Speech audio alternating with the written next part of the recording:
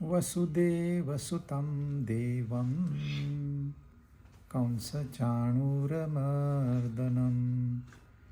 देवकी परमानन्दं कृष्णं वन्दे जगद्गुरुम्।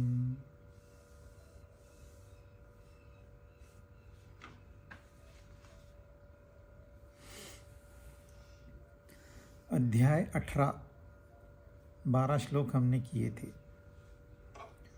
इस अध्याय के शुरू में अर्जुन ने एक रिक्वेस्ट की कि हे भगवान, हे कृष्ण, मुझे बताओ त्याग क्या है, संन्यास क्या है।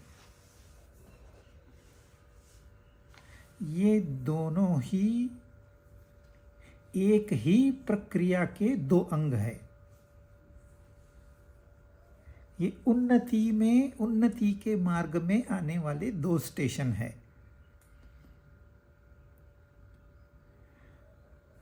कितना भी समझाओ, दुनिया इनको नहीं मानती।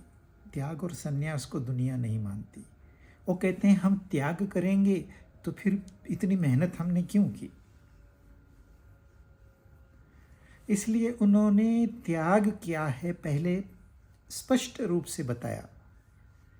4 अन्य महात्माओं का उन्होंने रेफरेंस दिया। कोई कहता है सारे कर्मों को त्यागो, कोई कहता है कर्म फल को त्यागो, कोई कहता है काम्य कर्म को त्यागो।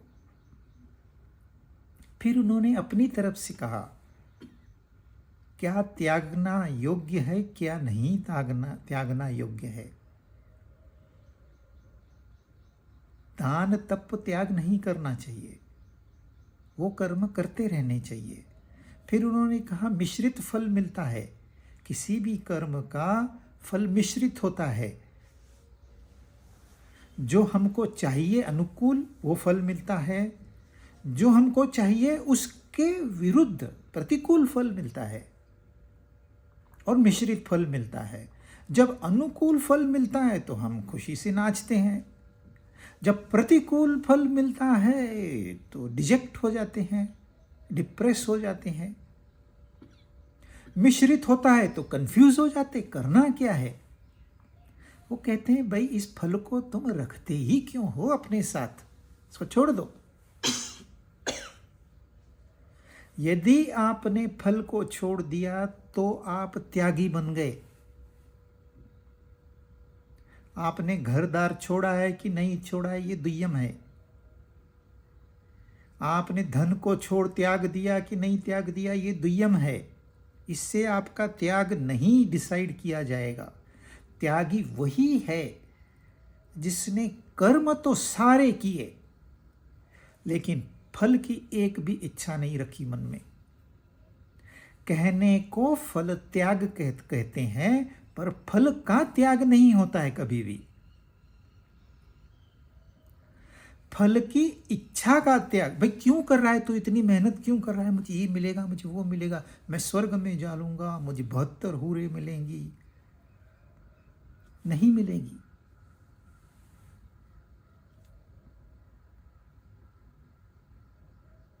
तो इष्ट अनिष्ट और मिश्र 3 फल मिलते हैं।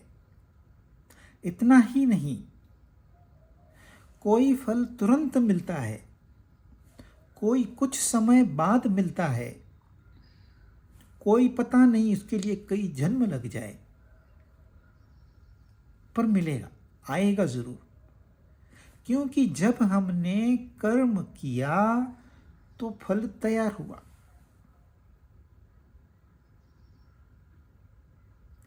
कर्म क्या है इसको समझ लीजिए, क्योंकि आगे का जो पोर्शन है इसी के ऊपर आधारित है।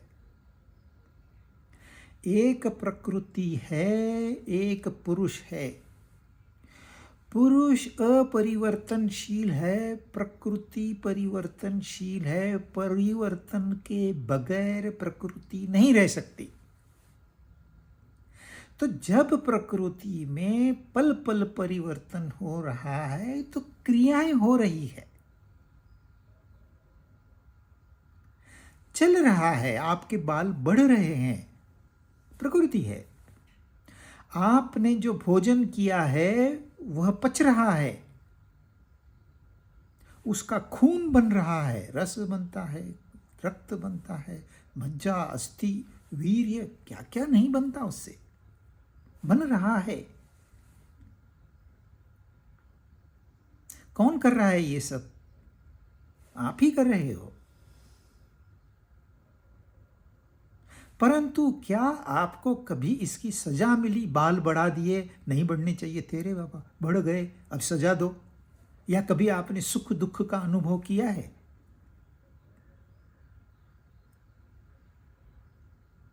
कभी नरक यातना या स्वर्ग का सुख मिला है आपको कि भोजन किया, पच गया, इतना बड़ा काम किया है, कुछ रिवार्ड मिलना चाहिए? कितना बड़ा काम है, आपको समझ में नहीं आता है। भोजन को पचाना, उसमें से इतने सारे घटक बनाना, ये कोई मामूली काम नहीं है। ट्रिलियंस एंड ट्रिलियंस कैलकुलेशंस होती है इसके अंदर। कहां पर क्या घटना है, एकदम माइक्रोस्कोपिक लेवल पे। इतना बड़ा कार्य किया, कभी आपको उसका सुख दुख हुआ? तो क्रिया चल रही है, कर्ता नहीं है तो कर्म नहीं है। यदि कर्म नहीं है तो आसक्ति नहीं है, फल नहीं है, आप मुक्त हो, शुद्ध हो।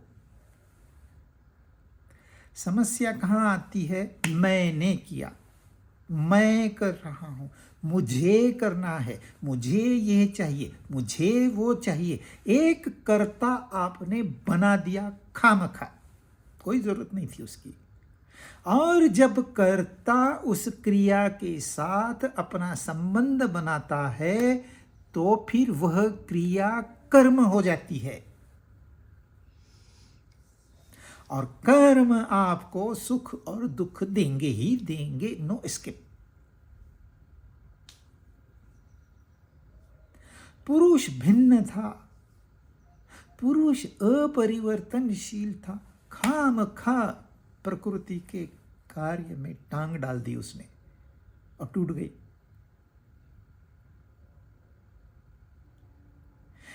तो कर्म को हमने त्यागना है, क्रिया को हम नहीं त्याग सकते। आपको भूख लगेगी ही लगेगी, इस शरीर को भूख लगेगी। यह शरीर अन्न ग्रहण करेगा, यह शरीर पचाएगा। पर मैंने पैसे दिए हैं, इतना महंगा खाना है, दबा के खा लो। मैं आ गया, वो कर्म हो गया, अब वो क्रिया नहीं रही। अब कर्म होगा तो आपको प्रॉब्लम्स आएंगे, कभी पेट दुखेगा, कभी कब्ज हो जाएगा, कभी क्या होगा, कभी क्या होगा। 3 प्रकार से फल आते हैं, 3 पीरियड्स में फल आते हैं। फलों का काल होता है। एक तो है तुरंत, मैंने अभी भोजन किया, अभी मुझे तृप्ति मिली, तुरंत, उसको कहते हैं क्रियमाण कर्म। दूसरा है मैंने भोजन किया, आज किया, कल किया, परसों किया, तो मेरी सेहत बनी, लेकिन उसको समय लगता है। या तो मेरी सेहत बनी या तो मुझे अल्सर हो गया, डॉक्टर के पास गया, अल्सर हो गया। अल्सर क्यों हुआ? क्योंकि आप गलत सलत खाते हो, गलत सलत पीते हो, एसिडिटी हो गई, अल्सर हो गया। ये कब हुआ? ये बाद में हुआ। जब आपको अल्सर हो गया तो आपने सोचा, आपको पता चला कि लास्ट ईयर मैंने बहुत पार्टियां की थी, उसका ये परिणाम है, यह फल है। तो इसको कहते हैं प्रारब्ध कर्म। हमने पहले कर्म किए हैं, फल अब मिल रहा है, या कर्म अब करेंगे, फल बाद में मिलेगा। उसको समय दिया गया है। तीसरा है संचित कर्म। कर्म तो किया, हुआ, परंतु फल अभी टाइम है, पता नहीं इस जन्म में मिले या अगले जन्म में मिले या जन्मों जन्मों के बाद में मिले, पता नहीं, पर वह संचित हो गया, बैंक में चला गया। जो भी क्रेडिट है, डेबिट है, बुरे कर्म हैं, अच्छे कर्म हैं, पाप कर्म हैं, पुण्य कर्म है, कर्म जमा हो गए खाते में। किसी के कर्म ऐसे है, पुरुष को स्त्री बनना है, तो इस जन्म में यदि ऑपरेशन से पॉसिबल है तो ऑपरेशन से होगा, नहीं पॉसिबल तो उसको इस शरीर का त्याग करना पड़ेगा, पुरुष के शरीर का, और दूसरा जन्म लेना पड़ेगा दूसरा शरीर धारण करने के लिए।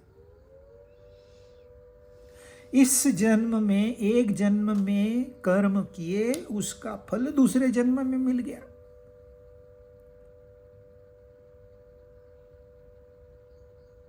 कुछ कर्म ऐसे हैं उनको कई जन्म लग जाते हैं फलित होने के लिए।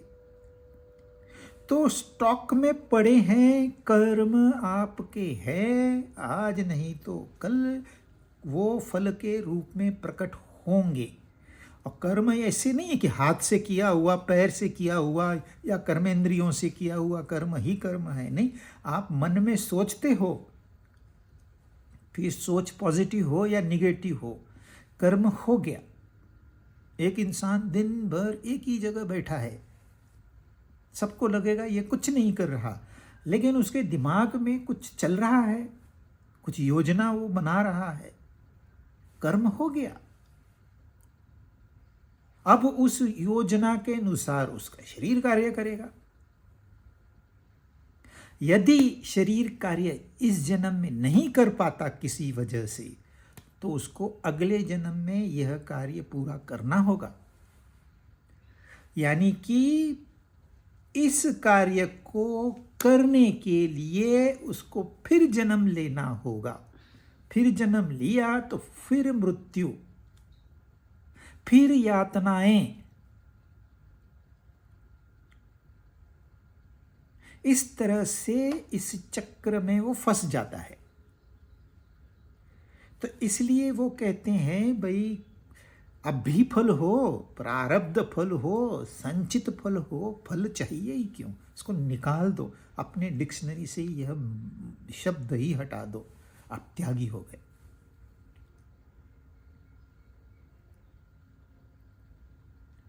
तो त्याग को समझना यानी कि सिर्फ किताब पढ़ना नहीं, कामानाम कर्मणाम न्यासम, मैं समझ गया, नहीं समझे आप। बड़े बड़े लेक्चर देने से समझ नहीं आई। आप स्वामी हो, आप गुरु हो, आपने भगवद गीता यूं पढ़ी, यूं ऊपर नीचे पढ़ी, सब किया, परंतु क्या आपको त्याग समझ में आया?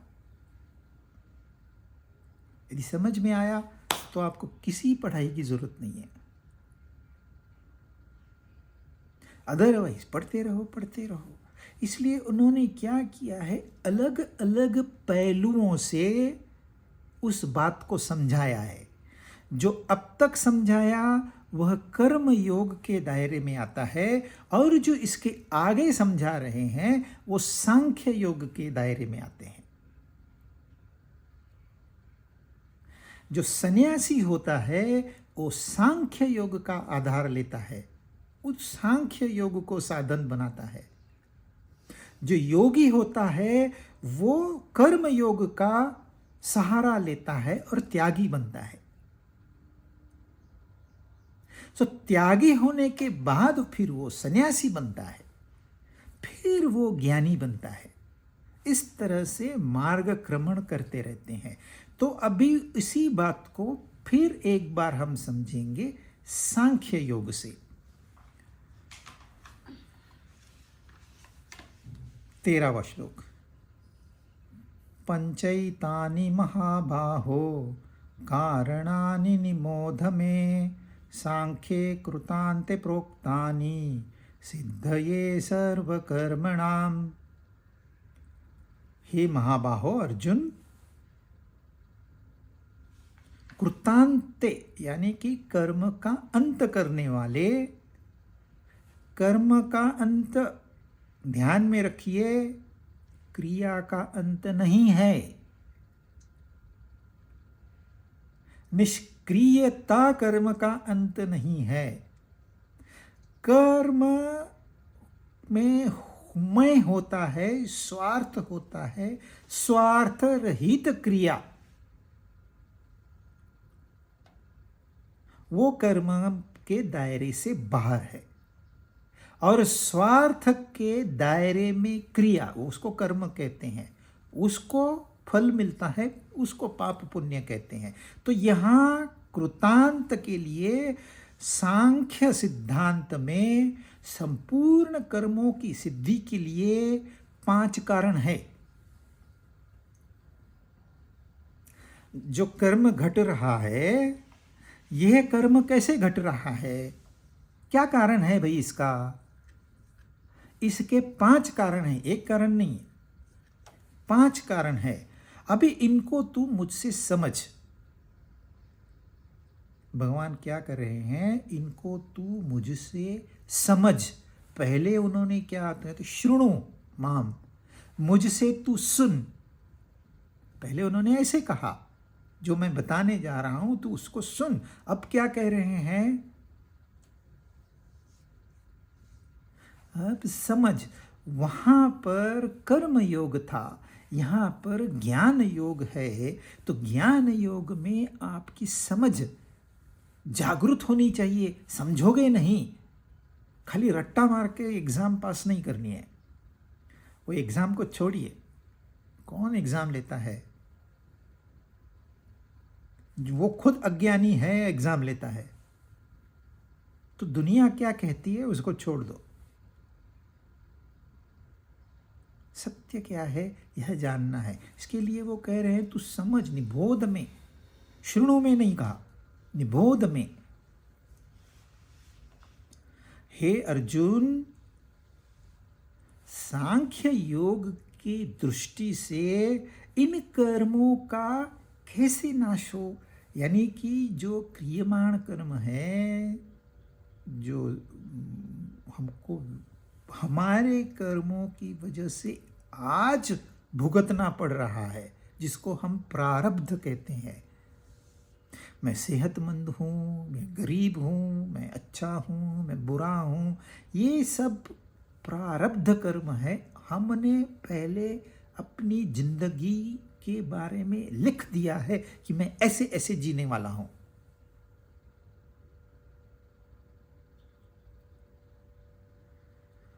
और अब उस अनुसार जी रहे हैं हम।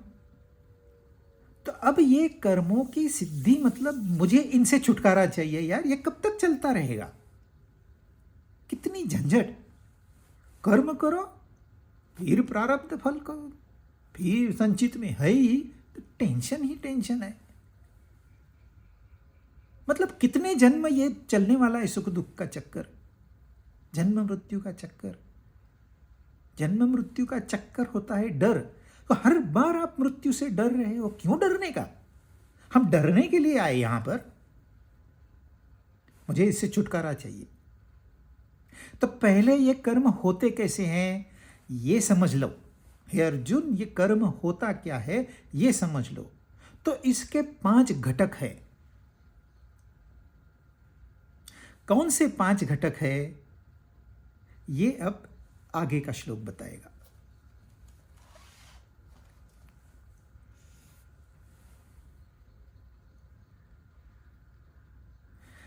आप कर्म को मत भूलिए। कर्म कब तैयार होता है? जब क्रिया में कर्ता लग जाता है, तब कर्म तैयार होता है।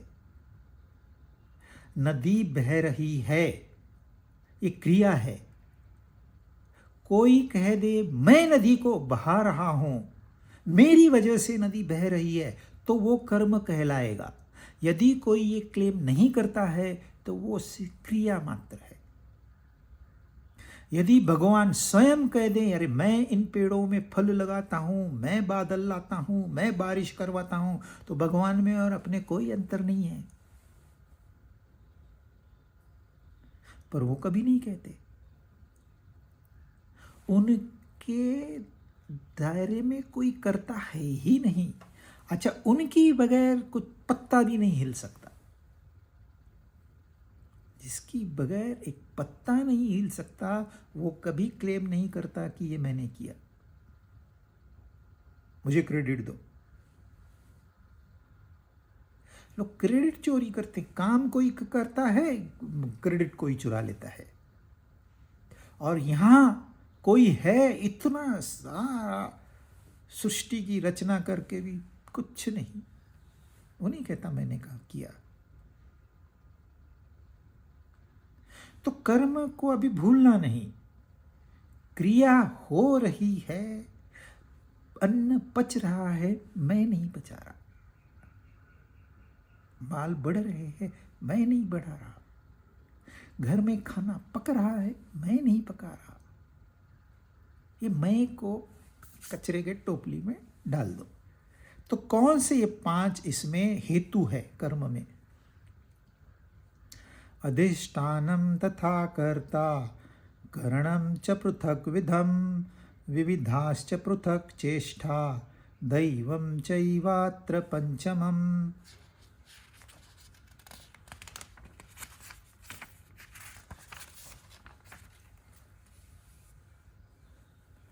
अत्र इसमें यानी कि कर्मों की सिद्धि में, वो तो अपना इम्पोर्टेंट है ना।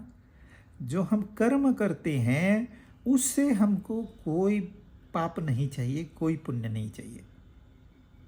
ये हमको झंझट चाहिए नहीं। मैं राजा हूँ, मैं महाराजा हूँ, मैं शहंशाह हूँ, मुझे कोई बंधन नहीं चाहिए। तो इसकी कर्मों की सिद्धि में 5 कौन से कॉन्स्टिट्यूएंट्स है? एक है अधिष्ठान। कोई तो एक फाउंडेशन चाहिए, बेस चाहिए। जैसे हम बिल्डिंग खड़ी करते हैं तो उसके पहले फाउंडेशन बनाते हैं। तो कोई भी कर्म हो रहा है तो कुछ ना कुछ आधार चाहिए। वह आधार है यह शरीर जो हमको दिखाई देता है। तथा कर्ता, शरीर है और इस शरीर में एक कर्ता रहता है। यह शरीर नहीं करता, कर्ता करने वाला कोई और है। वो है हमारा सूक्ष्म शरीर, हमारा व्यक्तिमत्व, जो सोच रखता है, जिसमें राग द्वेष है, जिसमें काम क्रोध लोभ मोह है, वह करता है। तो यह शरीर है, करता है। और अनेक प्रकार के करण है, वो हम देखेंगे कौन से करण है।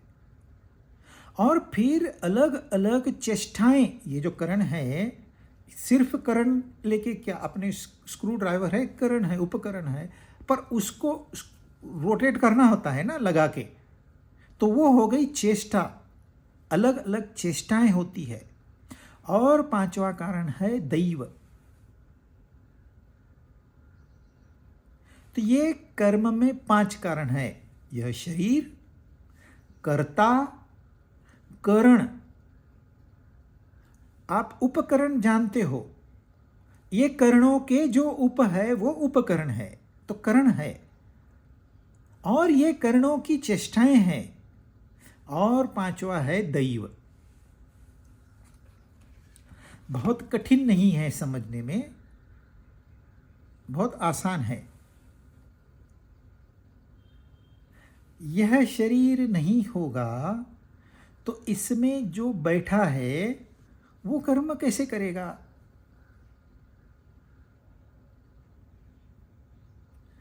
यदि हॉस्पिटल में आईसीयू में कोई पड़ा है, उसको दौड़ना है, कर्ता जो है वो कहता है चल दौड़ने।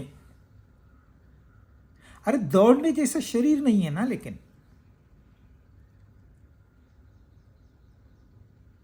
तो शरीर नहीं होगा तो कर्म नहीं होगा, सीधी बात। फिर इसमें कर्ता है।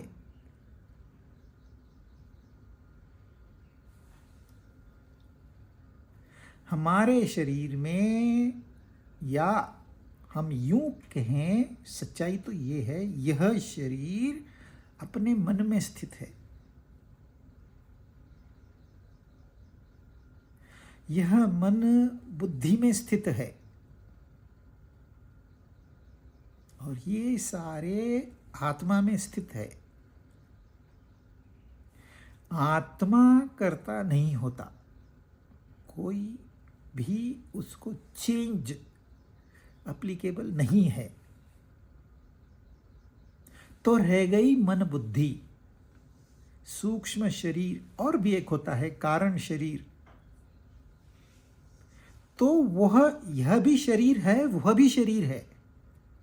यह स्थूल शरीर है, अधिष्ठान जो है स्थूल शरीर है, कर्ता जो है सूक्ष्म शरीर है। सूक्ष्म शरीर स्थूल शरीर से कर्म करवाता है। ये मैं जो कहता हूं, मैं कर रहा हूं, मैं आपको बता रहा हूं ना भगवत गीता, पर ये मैं है कौन? सिर्फ ये शरीर नहीं है। इसके अंदर जो विचार है वो प्रकट हो करने के लिए शरीर है, अदरवाइज शरीर की कोई कीमत नहीं है। मरने के बाद शरीर नहीं होता है, तो इसलिए कोई कर्म नहीं होता है, क्रियाएं चल रही है। देखिए, शरीर में से विघटन शुरू हो जाता है, उसके अंदर जो ऊर्जा है चली गई, उसकी हवा निकल गई, उसका जल सूख गया, वो मट्टी होके मट्टी में मिल गया। क्रियाएं चल रही है, क्रियाएं बंद नहीं हुई है। पर जो कहता था ना मैं कर रहा हूं, वो है ही नहीं वहां। वो दूसरे शरीर के तलाश में निकल भी गया इसको छोड़ के। फिर करण है, अलग अलग प्रकार के करण है। कौन से करण है? हमारे पास 5 ज्ञानेंद्रियां है, जिससे हम जगत का ज्ञान प्राप्त करते हैं और फिर उसमें उलझ जाते हैं, वो बात अलग है। परंतु ये 5 ज्ञानेंद्रियां हमको जगत का ज्ञान कराती है। जैसे आप दूसरे देश में चले जाओ तो आपको वहाँ घूमने फिरने का है तो मैप चाहिए, जानकारी चाहिए, भाषा का ज्ञान चाहिए। तो उसके लिए हमारे पास 5 ज्ञानेंद्रियां हैं, 5 कर्मेंद्रियां हैं, एक मन है, एक बुद्धि है, ये सारे करण हैं। जैसे मेरी जो आँख है जो देख रही है, यह करण है, और ये नहीं देख सकती क्योंकि इसमें थोड़ा डिफेक्ट है, तो चश्मा पहनता हूं, तो चश्मा हो गया उपकरण। और जो देखने की क्रिया है वो हो गई चेष्टा। तो यहां हम उपकरण की बात नहीं करें, ये सिर्फ समझाने के लिए। भाई आंख है, फिर आंख को भी कोई सहारा चाहिए। आंख एक सहारा है, देखने के लिए आंख चाहिए, फिर उसको और एक उपसहारा चाहिए। वैसे ही कान है, वैसे ही नाक है, वैसे ही त्वचा है। तो 5 ज्ञानेंद्रियां यह अपने मन में स्थित है। ये जो हम देखते हैं ना, ये देखने की प्रक्रिया मन में हो रही है। आंख करण है, आंख का हम इस्तेमाल करते हैं, आंख नहीं देखती।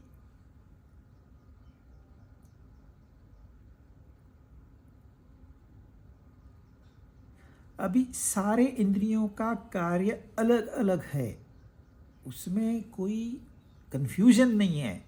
आंख सुनेगी नहीं, नाक सुनेगी नहीं, जुबान स्पर्श नहीं करेगी, त्वचा स्वाद नहीं लेगी। हर एक का डिपार्टमेंट अलग अलग है। मन का डिपार्टमेंट अलग है, बुद्धि का डिपार्टमेंट अलग है। वो निर्णय करेगी, विवेक करेगी, बुद्धि का कार्य है। हर बार आपको विवेक करने की जरूरत नहीं है, तो बुद्धि अपना आराम करती है।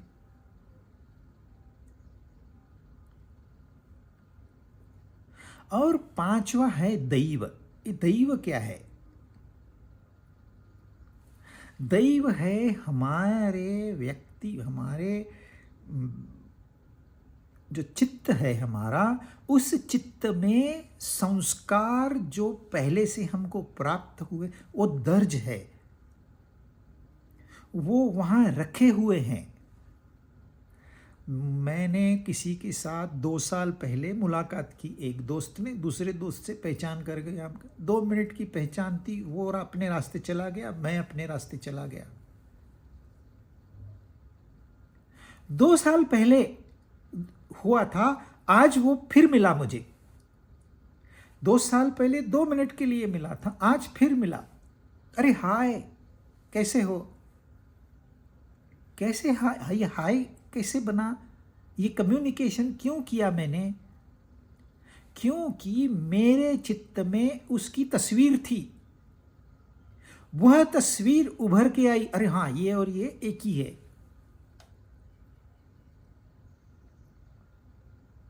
यदि चित्त से वो तस्वीर नहीं निकलती तो मैं अपना निकल जाता, वो अपना निकल जाता।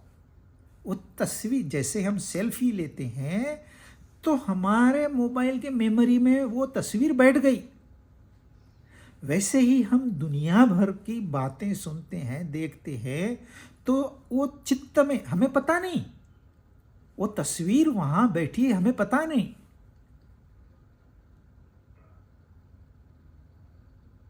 वैसे ही जो हम सोचते हैं, जो हमको बताया गया है, जो हमको सिखाया गया है, वो हमारे चित्त में दर्ज हो गया। टेररिस्ट कैसे बनता है?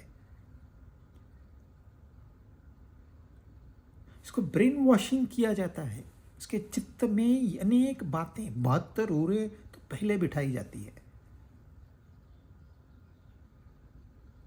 ऐसे ही हमारे चित्त में कई बातें हैं, फिर मेमोरी हो गई, संस्कार हो गए, वासनाएं हो गई, ये सब वहां पर मौजूद है। समय पर वो निकलेगा।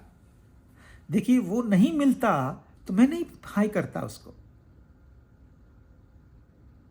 शायद 10 साल, 20 साल, 50 साल, मे बी नेक्स्ट जन्म।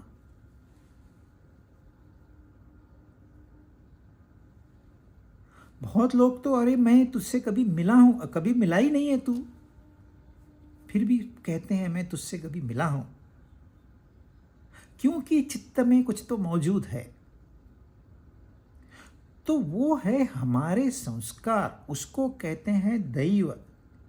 अब जो जुआरी है,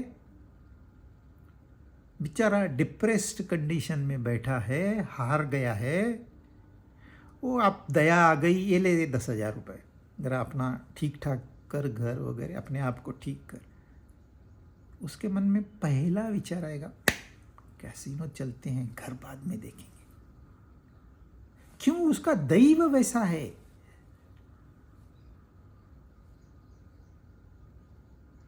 किसी सत्संगी को आप 10,000 दीजिए, जरा ठीक ठाक कर अपना घर, वो बोलेगा नहीं नहीं, हमारे सत्संग में प्रॉब्लम है, प्रसाद के लिए खाना ही नहीं है, मैं वो पहले लेके आता हूं।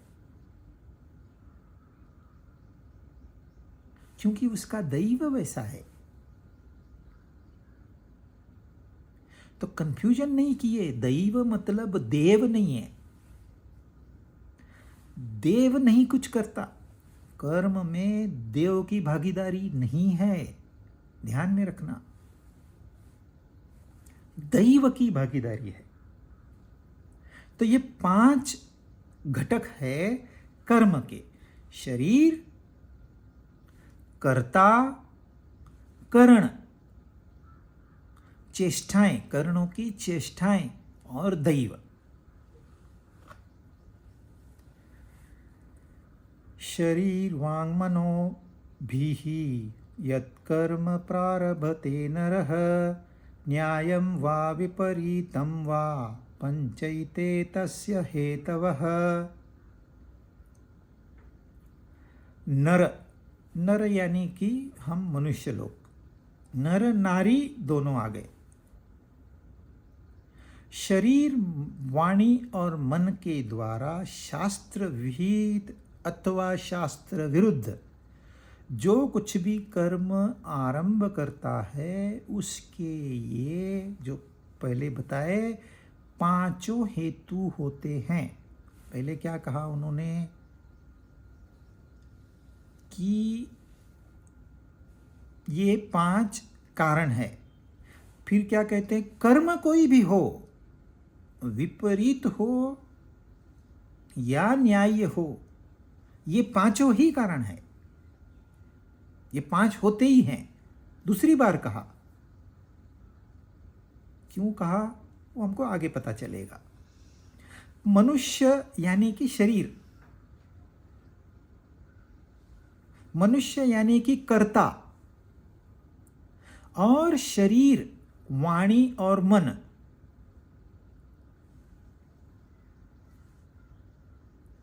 ये तीनों हम क्रियाएं करते हैं। शरीर से क्रिया होती है, वाणी से क्रिया होती है और मन से क्रिया होती है। अब जब हम वाणी कहते हैं तो इसमें सारे कर्मेंद्रियां आ गए, सारे इंद्रियां आ गई, कर्ण आ गए। तो कर्ता आ गया, शरीर, कर्ण आ गए, उनकी चेष्टाएं आ गई। सिर्फ दैव यहां नहीं आया, क्योंकि दैव अदृश्य है, वो सिर्फ अंतःकरण में है, वो दिखाई नहीं देता, सुनाई नहीं देता, समझ में नहीं। हाँ, उसका जब प्रकटीकरण होगा तो हम कहेंगे अरे हाँ ये मैं जानता था। जब तक प्रकटीकरण नहीं हुआ है हम उसको, दैव को नहीं जानते। अंदर क्या है हम नहीं जानते, भूल गए, कर्म किया भूल गए। ये इंसान का बहुत डिप्लोमेसी है, भूल जाओ। अरे भूलने से वहां इरेज नहीं होगा। कबूतर के सामने बिल्ली आती है ना तो आंख बंद कर लेता है। अरे तूने आंख बंद कर ली, बिल्ली ने तो आंख नहीं बंद की।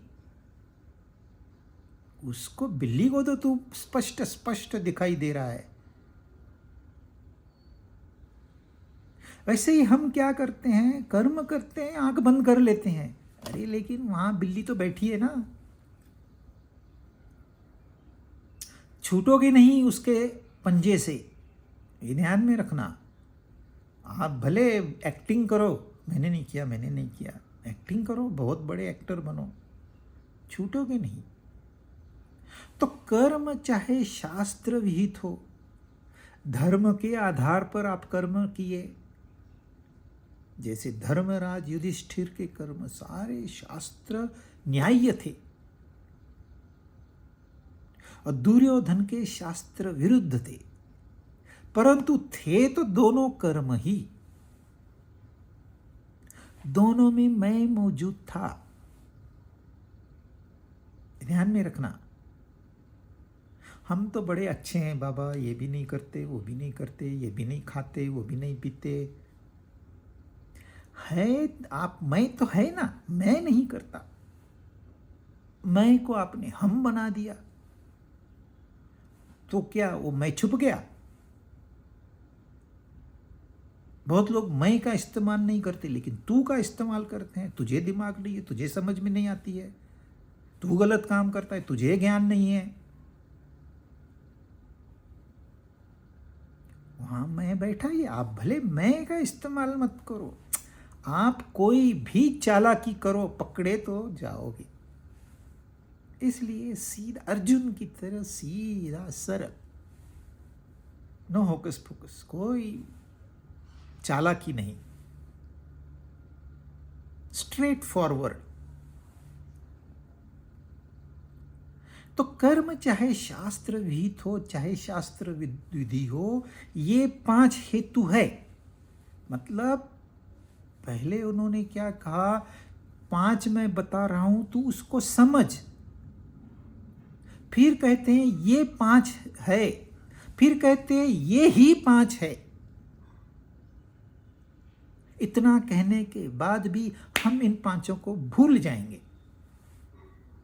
इसलिए उन्होंने इतनी केयर ली है कि पहले श्रुणु नहीं कहा, सुन नहीं कहा, समझ कहा, यानी कि हमने अलर्ट होना चाहिए और ये समझने वाली बात है।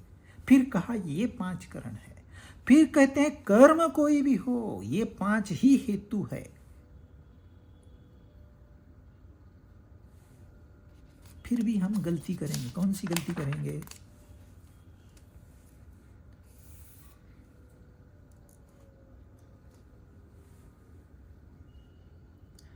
तत्रैव सति कर्तारम् आत्मानं केवलं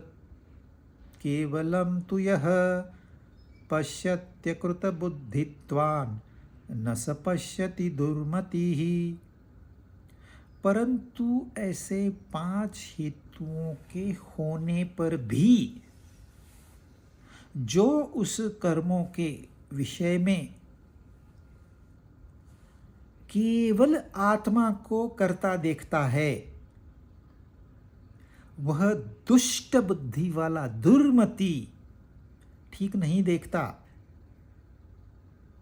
क्योंकि उसकी बुद्धि शुद्ध नहीं है। उसने बुद्धि को महत्व दिया ही नहीं है। उसने विवेक का इस्तेमाल किया ही नहीं है। 3 बार बताया, भाई इसको मैं जो बता रहा हूं उसको समझ ले। फिर बताया ये 5 होते हैं। फिर बताया ये 5 ही होते हैं। फिर भी वो सारे कर्मों का जो फल है आत्मा को देना चाहता है। कैसे? कहता है मैं करता हूं, आत्मा करती है, आत्मा जिम्मेदार है। कितनी बड़ी भूल है और किस तरह से, किस तरीके से उन्होंने बताया है। उन्हें पता है आप बताने पर भी गलती करोगे, इसलिए अकृत बुद्धित्वात्, यानी कि बुद्धि का इस्तेमाल न करते हुए कर्म करता है, और वो जो करता है वो दुर्मति है। हम कहते हैं ना, तुझे अक्ल नहीं है, निर्बुद्ध है तू, बुद्धि का इस्तेमाल नहीं करता। इस बुद्धि को हमारे शास्त्रों ने बहुत ज़्यादा महत्व दिया है, उसको एक ताज पहना के रखा है। आपका ध्यान बुद्धि की ओर जाना चाहिए। कहीं पर भी बुद्धि को इतना महत्व नहीं दिया गया है। वहां इंटेलिजेंस को महत्व देते हैं। कितनी किताबें पढ़ा है, कितनी डिग्रियां हैं, सारा व्यवहार डिग्रियों पे। कौन सी यूनिवर्सिटी में गया, फिर कहते मैं हार्डवर्क में था, हार्डवर्क, मैं बर्कले में था। अरे भाई, तू गया इतनी बड़ी बड़ी यूनिवर्सिटी में, बड़े बड़ी डॉक्टरेट की पदवी ली, घर में आके क्या किया तूने? एक बीवी के साथ ढंग से नहीं रह पाया, झगड़ा, शराब, डाइवर्स, बच्चों पे कुसंस्कार। मेरे पास एक डिजाइन इंजीनियर आया, ब्रिलियंट गाय, पर वो दिन में शराब पीता था। रात में पीता है तो थोड़ी सी बात समझ में आती है, दिन में पीता है मतलब वो डिस्टर्ब्ड है। तो किसी तरह उसको हमने पूछा, शादी नहीं की है उसने, शादी नहीं की, शराब पीता है और क्वालिफाइड है। तो उसको पूछा तो वो बताता है, उसने मतलब मैंने अपने पिता को देखा ही नहीं है। देखिए समस्या ये आदमी की क्या है, वो स्वयं, उसके पास बहुत तल्लख बुद्धि है, परंतु जो दैव है वो आड़े आ गया। ये बेचारे की जिंदगी देखिए आप, दिमागी तौर पर सब अच्छा है, पर दैव उसका कैसा है, उसको शराब सामने लाके रख दी, उसके पी, और उसका मन में ये बात बैठ गई है कि मैंने अपने पिता को देखा, मतलब वो पिता से नफरत करता है, देखा ही नहीं है जिसको, और वो भी क्वालिफाइड। देखो इंटेलिजेंट लोगों की ये हालत है। और यहाँ हमारे यहाँ गांव के लोग सफ़ेद टोपी, सफ़ेद पैजामा, सफ़ेद कुर्ता पहन के निकलते हैं, कोई चिंता नहीं, कोई फिक्र नहीं, एक शादी की पसंद है ना पसंद सोचने का ही नहीं, बस कमिटमेंट इज कमिटमेंट। अब किसके पास बुद्धि है? आपको बताया ये जाएगा कि बुद्धि उनके पास है जो झगड़ालू है, जो शराबी है, उनके पास बुद्धि है, और ये निर्बुद्ध है ऐसे बताया जाएगा। अरे 3 बार बताने के बाद भी तुमको करता कौन है समझ में नहीं आया, निर्बुद्ध तो तुम हो। जिसको एक क्षण में समझ में आ गया करता कौन है, समझ में नहीं आया, वो आत्मा को करता देखता है, जबकि आत्मा का क्रिया से उसने डाइवर्स लिया हुआ है। दोनों का फील्ड ही अलग है। एक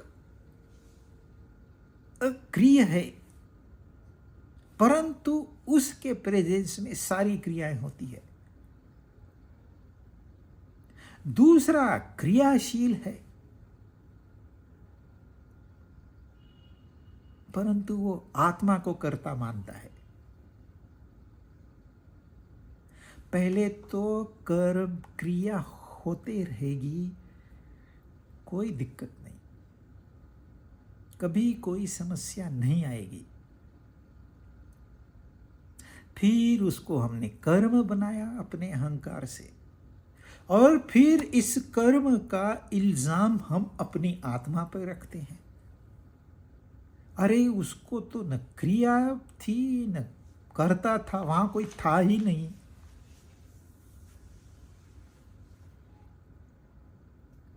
पहले तो आत्मा कौन है इसका एक जनरल नॉलेज तो हो कर लो पहले।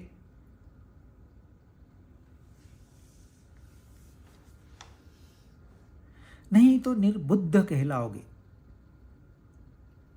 देखिए 2 शब्द उन्होंने यूज किए, अकृत बुद्धित्वात्, यानी कि जो विवेक नहीं करता, और दुष्ट बुद्धि वाला, दुर्मति, दुशाला, दुर्योधन का दु,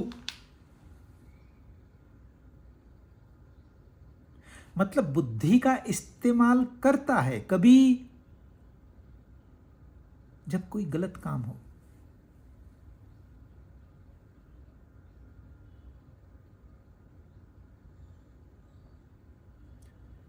यदि बुद्धि से विवेक नहीं किया गया तो ये पूरा जीवन व्यर्थ गया, क्योंकि बुद्धि ही संसार का एक ऐसा अंग है जो सत असत का एनालिसिस कर सकती है, उन 2 को अलग कर सकती है। दूसरा कोई इंस्ट्रूमेंट नहीं है। हम कहते हैं यह संसार मिथ्या है। मिथ्या का मतलब क्या हुआ? लोग कहते हैं मिथ्या मतलब असत है। जी नहीं, आप गलत हो, सुधारो अपनी व्याख्या।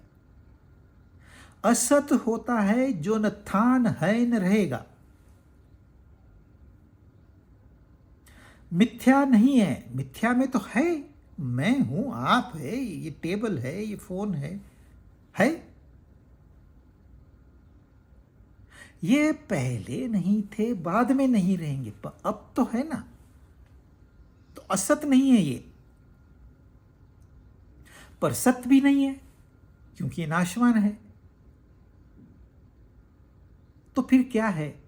ये सत और असत का कॉम्बिनेशन है।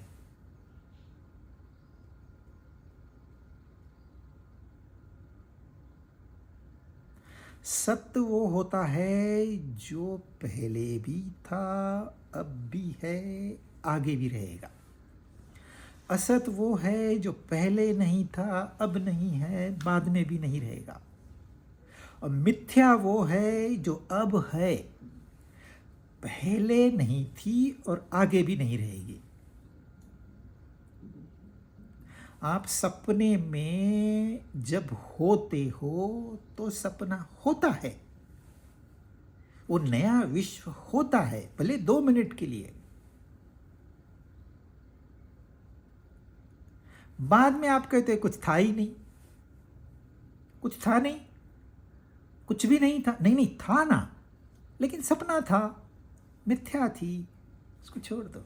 बस एग्जैक्टली यह संसार ऐसे ही है।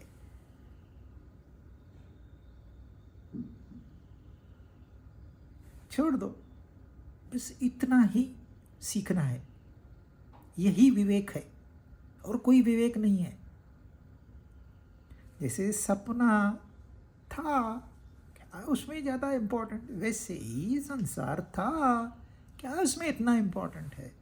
क्या ले जाओगे और क्या ले आए थे? क्यों इसको इतना महत्व दिया? इसको कहते हैं विवेक।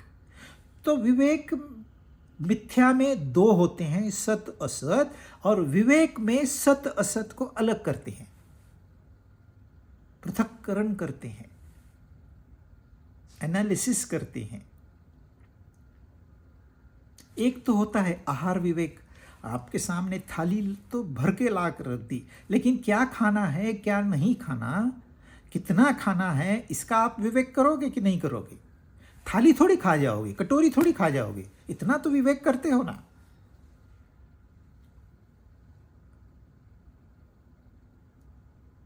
तो यह संसार में विवेक करना मतलब पृथक्करण करना। एक है जड़ वस्तु, एक है चेतन तत्व। जड़ में हम अपने अहंकार से मैं लगा देते हैं और आरोप उस चेतन तत्व पे करते हैं। ये कहने के लिए उन्होंने पहले 3 श्लोक में आपसे तैयारी करो। पहले कहा समझ ले समझ ले समझ ले, फिर कहा कर्म में ये 5 कारण है, फिर कहा कर्म कोई भी हो, अच्छा है कि बुरा है, शास्त्र विहित है क्या न्याय है, वो दूसरी हम बात है। ये 5 ही है, तो कर्म में वो 5 है, आत्मा नहीं है। और जो आत्मा पे आरोप करता है वो दुर्बुद्धि है।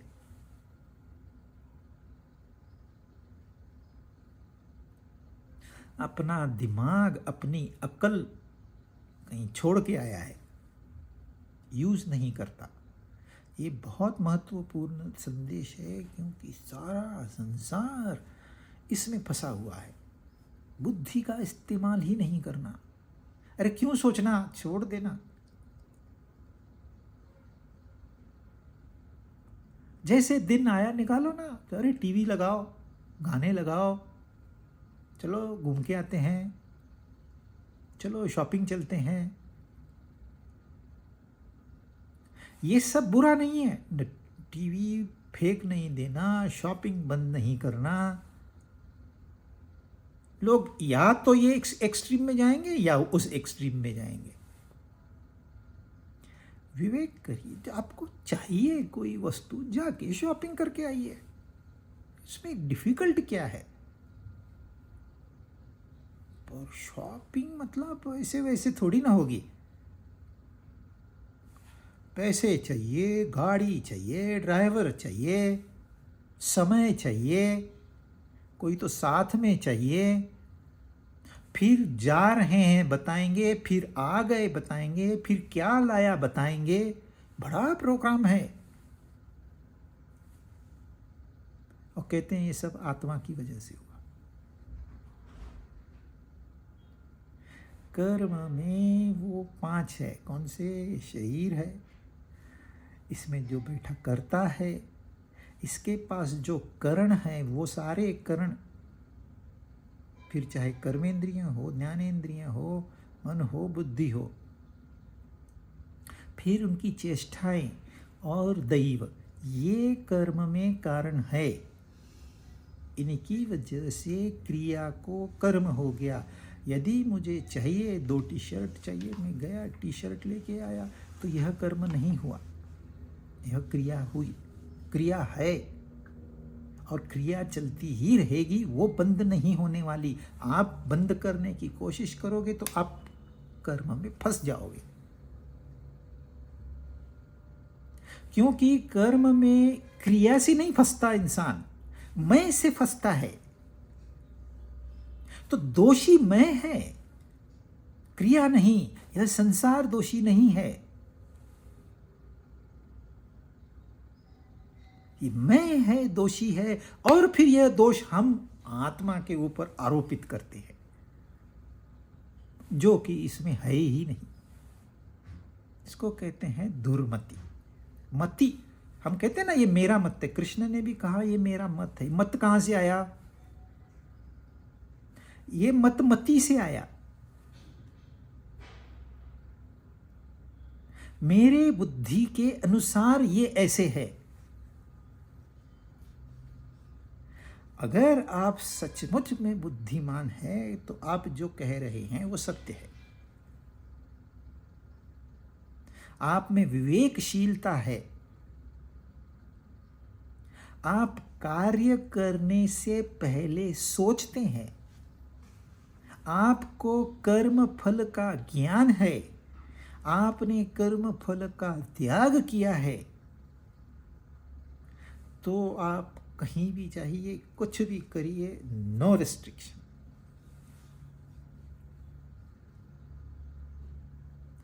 परंतु यदि सारा अप्रोच कैजुअल है लाइफ में, तो सावधान, क्योंकि आखिरी समय में आपको पछतावा होगा और आप कुछ कर नहीं पाओगे। जिंदगी भर मंदिर जाता रहा इंसान, आखिरी में बोलता है मैंने भगवान के लिए इतना किया, भगवान ने मुझे कैसे रखा, क्या बना दिया मेरा। अरे भगवान ने तुझे शिक्षा देने के लिए तेरे बुद्धि में, तेरी अक्ल में कुछ भरने के लिए मंदिर बुलाया, पर तूने सीखा ही नहीं। जब तूने सीखा ही नहीं तो उसको भगवान क्या करेंगे। मैप ने रास्ता बनाया, राइट टर्न लेना है, आपने लेफ्ट टर्न लिया, अब उसको मैप की क्या गलती। आप अपने इसमें जा रहे हो, खोपड़ी में कहीं और विचार घूम रहे हैं, मैप देखा ही नहीं, गलत टर्न लिया और ब्लेम मैप पे कर रहे हो। यही हो रहा है। वो 5 कारण है, उनको हम दोष नहीं देते, आत्मा को दोष देते हैं। तो ये पोर्शन एक ही बात बताता है, भाई कर्म में जो कारण है उनके नाद में मत लगो। शुद्ध बुद्ध नित्य जो तुम हो, जो हमारा आत्म स्वरूप है, जो आनंद स्वरूप, जो शांति स्वरूप, उसके नाद में लगो, तो आपको दुर्मति नहीं, मति वाला कहेंगे, मत वाला कहेंगे। आपको क्राउन पहनाया जाएगा, आपका सत्कार किया जाएगा। बाकी आगे नेक्स्ट टाइम।